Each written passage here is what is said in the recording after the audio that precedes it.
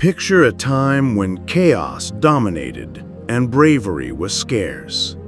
In a male-dominated society, a woman emerged to lead an entire nation to triumph. Her name was Deborah, a prophetess, judge, and warrior of ancient Israel. This narrative is not merely about a strong woman. It's about how faith, wisdom, and obedience to God can challenge every societal norm. What surprising truths about Deborah's leadership might you have overlooked? Stay tuned as we explore the extraordinary story of this remarkable biblical figure. Israel was a land of turmoil and despair. For 2 decades, the nation endured the harsh oppression of Jabin, the king of Canaan. His general, Sisera, was notorious for his cruelty and military skill. Sisera led a formidable army with 900 iron chariots, a technological edge unmatched at the time. These chariots instilled terror in the Israelites, leaving them helpless against Canaan's might. This dark period in Israel's history was not just about military superiority. It was a result of the nation's disobedience to God. The people had turned away from their covenant with the Lord, worshiping foreign gods and abandoning the commandments that once distinguished them as a chosen nation. Their rebellion led to their oppression, a recurring cycle of sin and suffering throughout the book of Judges. Yet even in their despair, the Israelites cried out to God for deliverance. Their prayers rose, mingling with tears of desperation. In this context of hopelessness, God raised an unexpected savior, Deborah. Deborah was a prophetess and the only female judge mentioned in the Bible. Her role was unprecedented in a patriarchal society where leadership was almost exclusively male. She was renowned for her wisdom and discernment, sitting under a palm tree between Ramah and Bethel in the hill country of Ephraim.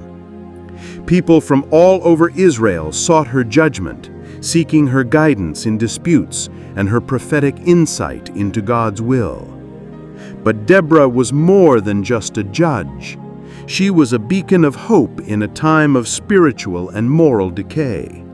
She remained steadfast in her faith in God when others wavered, and her leadership starkly contrasted with the fear and complacency that had gripped the nation. One of the most shocking details about this period was the absence of male leaders willing to rise against Sisera and his army. The men of Israel were paralyzed by fear, unwilling to risk their lives to confront the oppressors. It was Deborah who stepped into the void, answering God's call to lead her people in a time when courage seemed to have vanished. Deborah's role as both a prophetess and a judge was a testament to her unique relationship with God. She did not seek power or authority for herself, but acted in obedience to the divine mission entrusted to her. Her leadership was not marked by arrogance, but by humility and a deep reliance on God's guidance. As the cries of the people reached a crescendo, Deborah knew that action was required. God's plan for deliverance was in motion, and she was the chosen instrument to ignite the spark of hope and courage in the hearts of her people. Israel's darkest hour was about to give way to a dawn of divine intervention. Little did they know, their deliverance would not come through conventional means, but through the unwavering faith and wisdom of a woman who dared to trust in the power of God. As Deborah sat beneath the shade of her palm tree, she received a divine revelation that would change the course of Israel's history. The voice of the Lord came to her with clarity and purpose, revealing a strategy to break the yoke of oppression that had strangled Israel for 20 years. This wasn't just a message of hope, it was a call to action. "Summon Barak, son of Abinoam," the Lord commanded.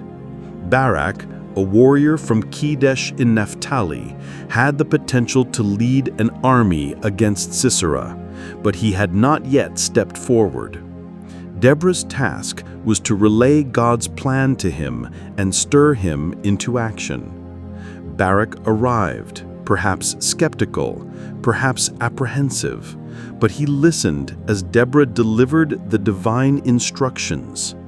"The Lord, the God of Israel, commands you, go take 10,000 men of Naphtali and Zebulun and lead them to Mount Tabor.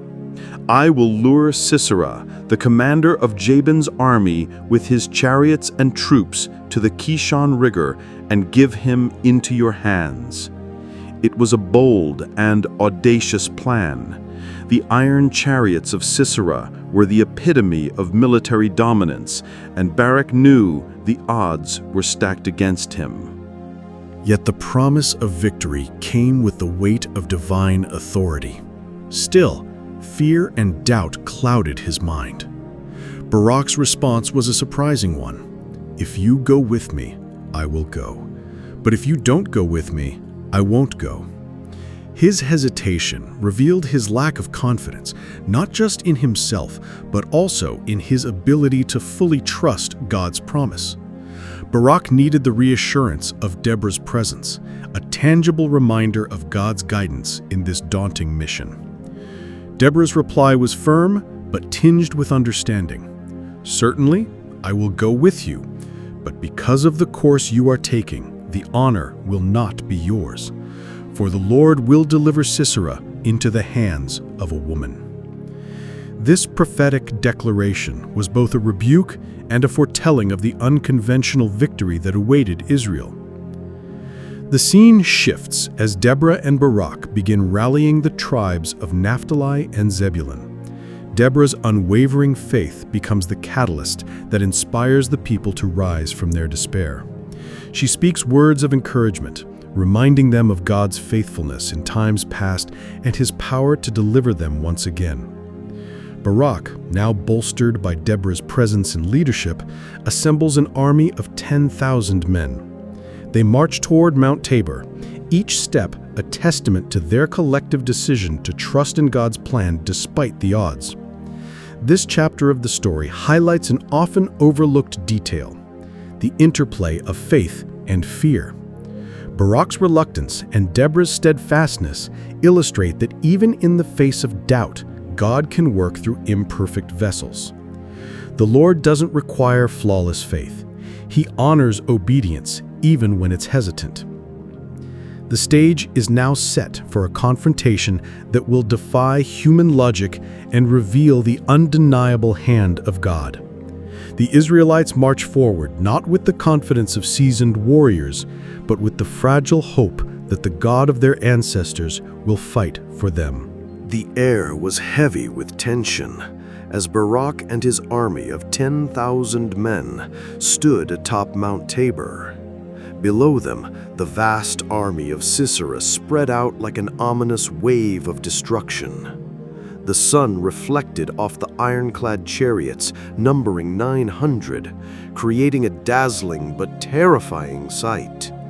These chariots were the ultimate symbol of Canaanite dominance, swift and unstoppable on open terrain.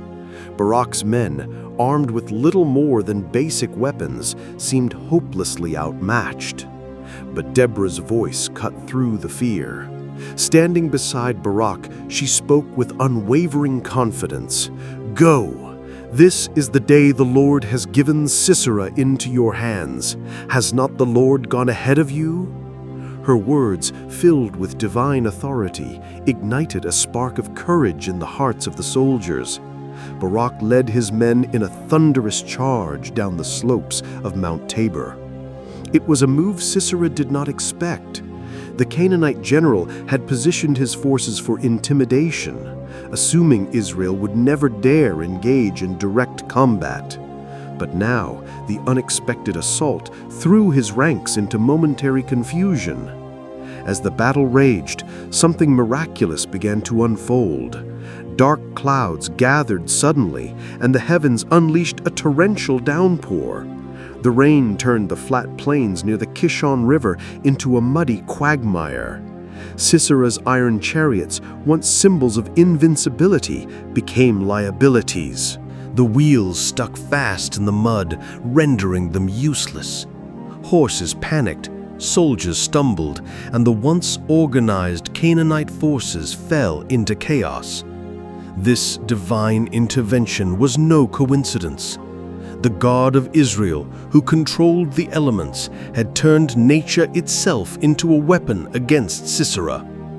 The Israelites, inspired by this act of God, fought with a ferocity they didn't know they possessed. Barak's forces descended like a storm, striking down Sisera's army with swift and decisive blows. As the Canaanite soldiers fell or fled, Sisera realized his doom. Abandoning his chariot, he fled on foot, desperate to escape the wrath of Israel and their God. This was the fulfillment of Deborah's prophecy. The mighty general, so confident in his strength, was reduced to a fugitive. The battle continued, but the tide had decisively turned.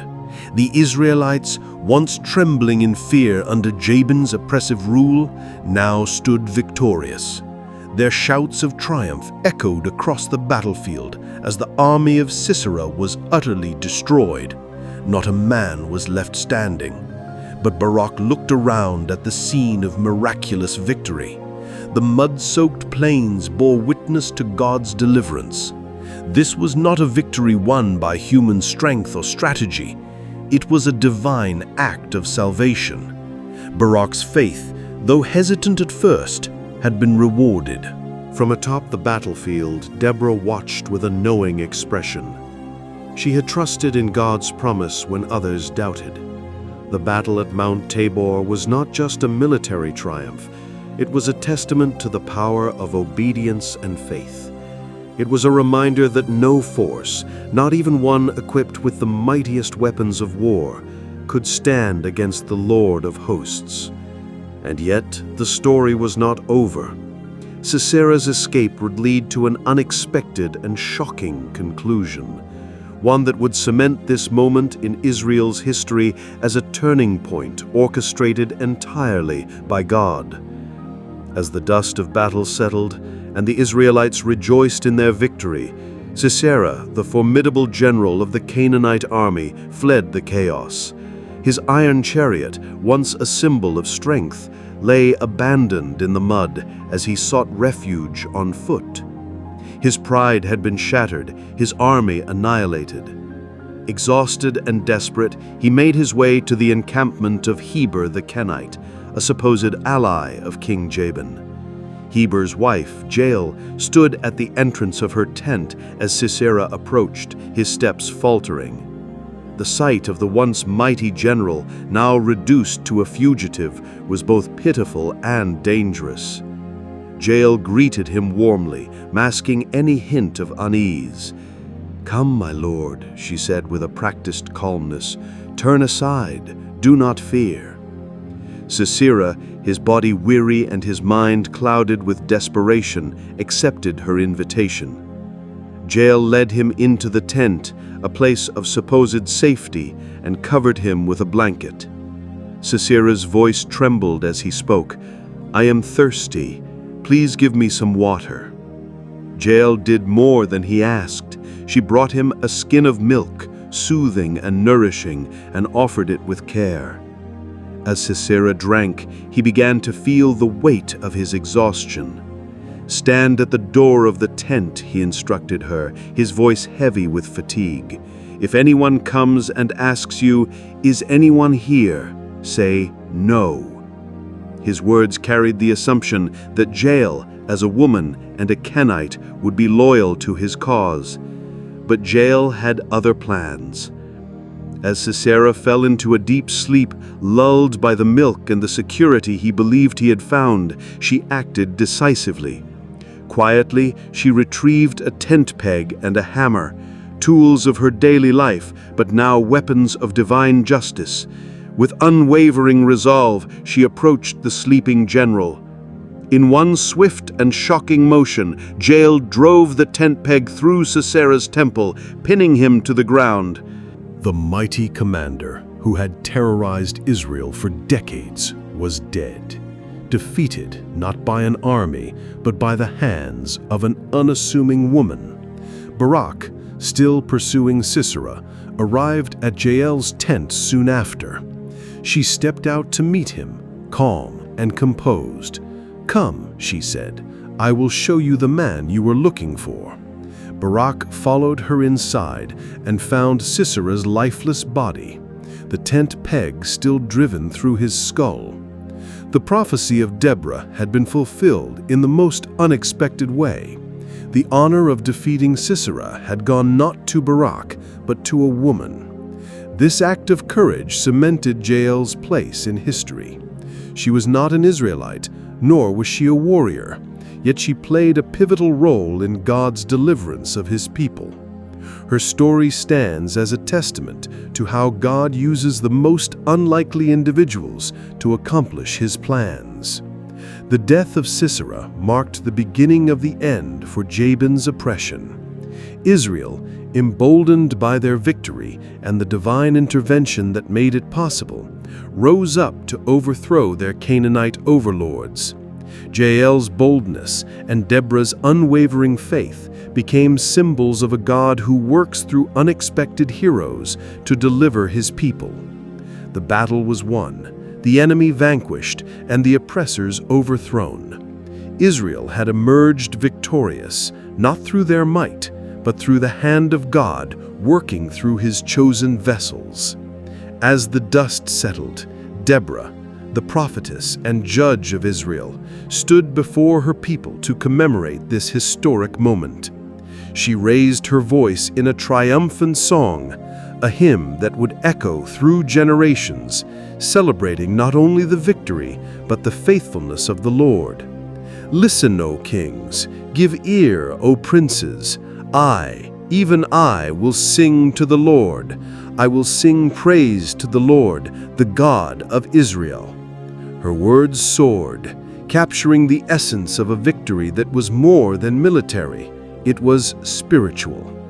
Deborah's song was a tapestry of Israel's plight, their deliverance, and the unshakable power of God.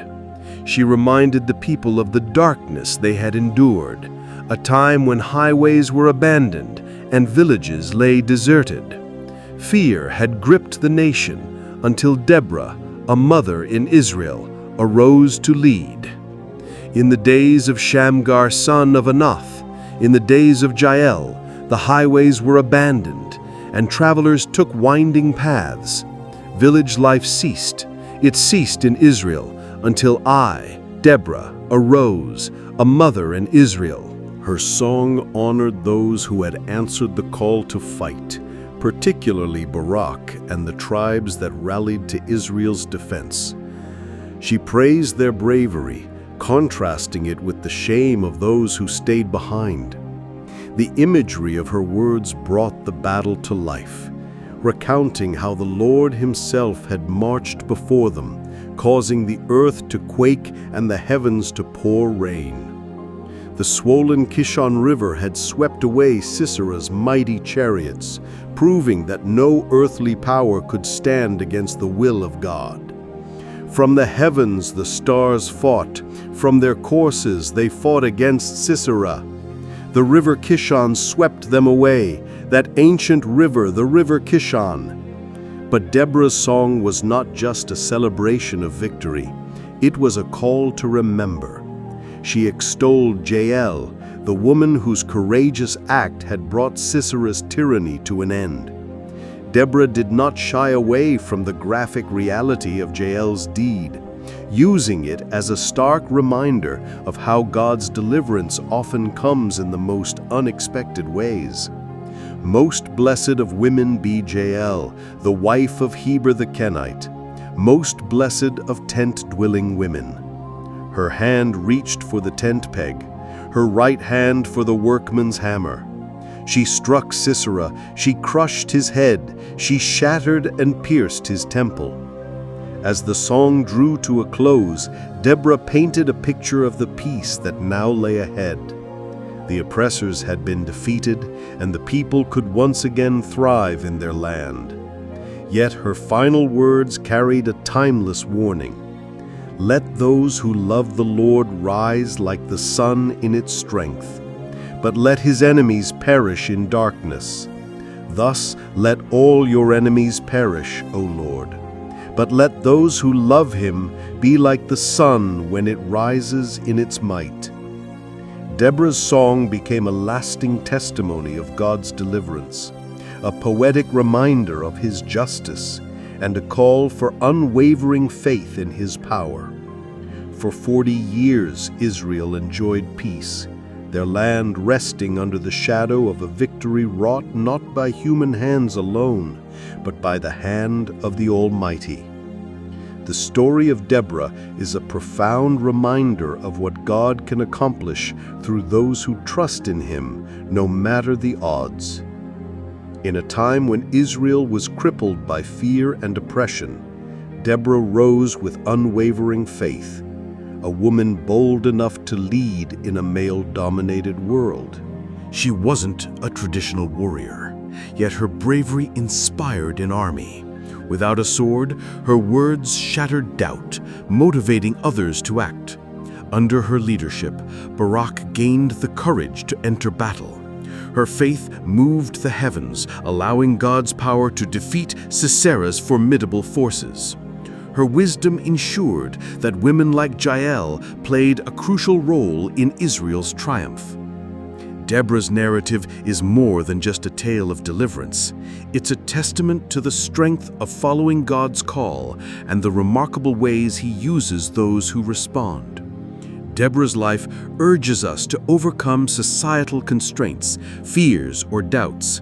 She shows us that faith and courage, combined with divine purpose, can illuminate even the darkest times. Her legacy isn't merely a victory song. It's a call to remain steadfast in our faith, trust that God's plans always succeed, and remember that deliverance often arrives unexpectedly. If this story inspired you, consider the many others yet to be discovered. Join us as we bring the Bible to life through engaging storytelling, intriguing details, and timeless truths.